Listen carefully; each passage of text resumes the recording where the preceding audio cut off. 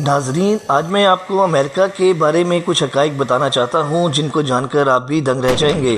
آخر امریکہ کو جدید ترین اور خطرناک ہتھیار تیار کرنے کی ضرورت کیوں پیش آ رہی ہے؟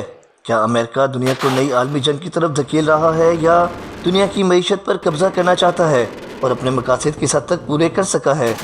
ناظرین، اس ویڈیو کو آخر تک ضرور دیکھیے گا تاکہ آپ بھی جان سکیں دنیا کس سمت میں جا رہی ہے اور کیا ہونے والا ہے۔ تو آئیے دیکھتے ہیں۔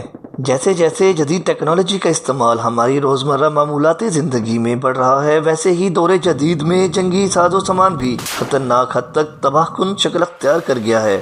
ہر ملک اپنی سرحدوں کے دفاع اور اپنی بقا کے لیے مہلک ترین ہتھیاروں کا بے دریغ استعمال کر رہا ہے۔ دنیا روایتی جنگ سے نکل کر دور حاضر کی جنگ حکمت عملی پر عمل پیرا ہے، جیسے long range missile defence system, جدید سینسرز اور مشن سسٹم سے لیس جنگی جہاز، راڈار پر نہ نظر آنے والے ہیلی کاپٹرز اور ایٹمی آبدوز شامل ہیں۔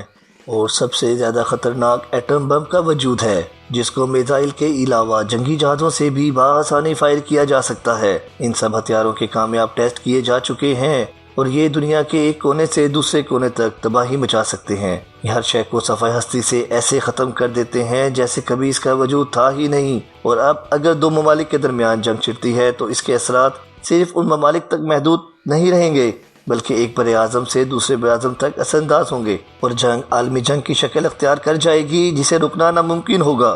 آخر امریکہ یہ سب کیوں کر رہا ہے؟ اس کا ٹارگٹ کون سی ممالک ہیں؟ کیونکہ اگر اس نے عراق، شام، ایران اور افغانستان پر حملے کیے تو دوسری طرف جاپان، جرمنی، کوریا اور سوویت یونین جیسے ممالک پر بھی حملہ آور ہوا۔ امریکن حملوں کی کئی وجوہات ہیں، لیکن ان سب حملوں میں اس کا مفاد ضرور ہوتا ہے، جیسا کہ ذخائر وہ معدنی بھی ہو سکتے ہیں اور تیل کی شکل میں بھی، اور دوسرا سپر پاور کا نشہ۔ جن مسلم ممالک پر حملے کیے وہ سب معدنیات سے مالا مال ہیں، اور خاص طور پر تیل اور گیس کے ذخائر، اور افغانستان یورینیم اور پلوٹونیم جیسی دھاتوں کا ایک بہت بڑا ذخیرہ ہے۔ ناظرین، اب آتے ہیں اصل بات کی طرف۔ کیا امریکہ دنیا کی معیشت پر کنٹرول چاہتا ہے؟ جی، نہ صرف چاہتا ہے بلکہ اب تک کنٹرول کر بھی رہا ہے۔ دنیا انٹرنیشنل ٹریڈ کے لیے صرف US ڈالر پر اعتماد کرتی ہے۔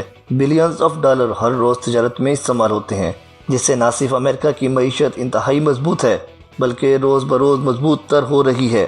یورو نے امریکی معیشت کو کافی نقصان پہنچایا ہے، اور اب اس کے بعد چائنا نے اپنی کرنسی میں ٹریڈ کا ایک بڑا اعلان کیا ہے، جو کہ ایک اور دھچکا ہے۔